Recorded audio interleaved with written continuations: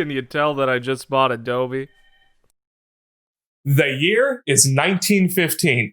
Augusto José Ramón Pinochet Agate is born in Valparaiso, Chile. Oh, he is cute now. Oh, if you could call a soon-to-be murderer cute. He grows up with an almost beeline trajectory to the military lifestyle, graduating from the Santiago Military School at the young age of 16. Now imagine that, being 16 and a lieutenant in the military. Wait, imagine living in a country filled with these 16-year-old officers. Ugh, a lot of beer and guns. Oh, I guess it's really just the same. This would also be a good point to note that the Chilean military tradition is kind of...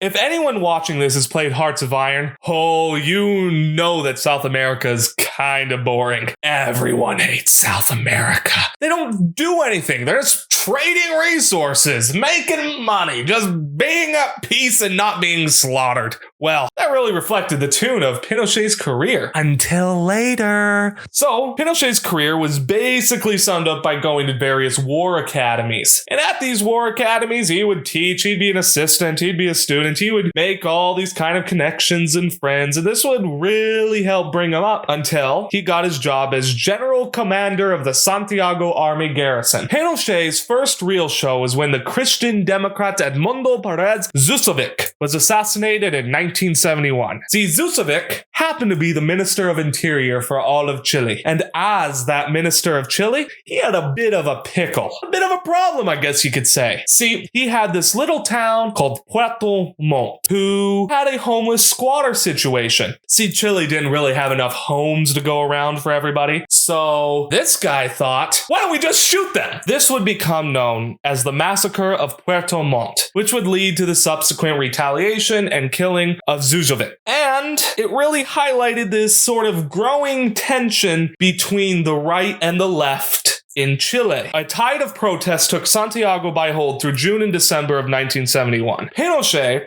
was appointed to be supreme authority, a title which he will definitely get used to. And what he did was bring out military curfews and crackdowns. This eventually led to him being appointed General Chief of Staff of the Army, basically the second most important person in the Chilean military. A year later, the tensions in the country would come to a head. President Allende, a socialist, was accused of not being able to enforce the law within Chile. In May of 1973, the Supreme Court ruled Allende did not uphold judicial decisions. In June, Colonel Roberto Super attempted to overthrow the government in the Panquitazo, where he tried to depose the government with his tank regiment with the backing of a fascist organization, Fatherland and Liberty. Jesus, the Nazi Germany comparisons with Chile never stop, do they? But Super's coup failed. This led to a massive strike at the mines in El Teniente. In August, the lower house of Chile's legislature labeled out a set of points against the Allende government, which will be right in front of you.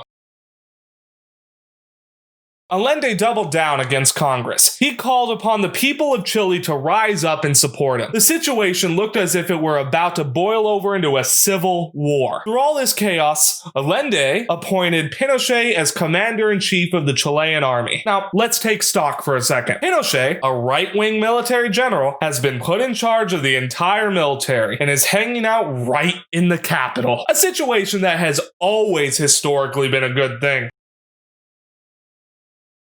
And Allende, a socialist, is attempting a referendum that would essentially turn Chile into a communist state in the Americas. Wait, in the Americas. In the Americas. Oh no.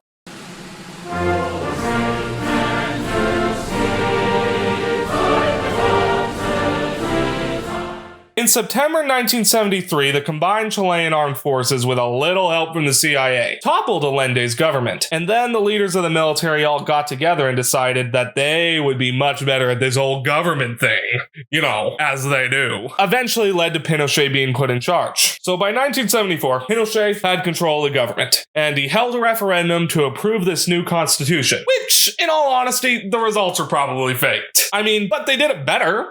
Only 67% support report, unlike these other dipshits out here, after the coup, Pinochet banned all left-wing parties. All other political parties were put in indefinite recess. Pinochet's military not only targeted dissidents, but their families too. Over 3,000 people were brutally killed by the Pinochet regime. 40,000 were tortured. One of the worst events to occur during Pinochet's regime was this Caravan of Death. This was a death squad that flew via helicopter from prison to prison, executing potential loose ends. The victims were then buried in unmarked graves across the Chilean country. And according to the Rettig report, this report that was made by the Rettig Commission after the Pinochet regime ended, they found that many of those executed had turned themselves over willingly to the Pinochet regime, only to be eventually executed. And according to some reports, many were straight up thrown out of a helicopter. And worse is that many within the Chilean military that didn't quite like what was going on were court-martialed and tortured themselves.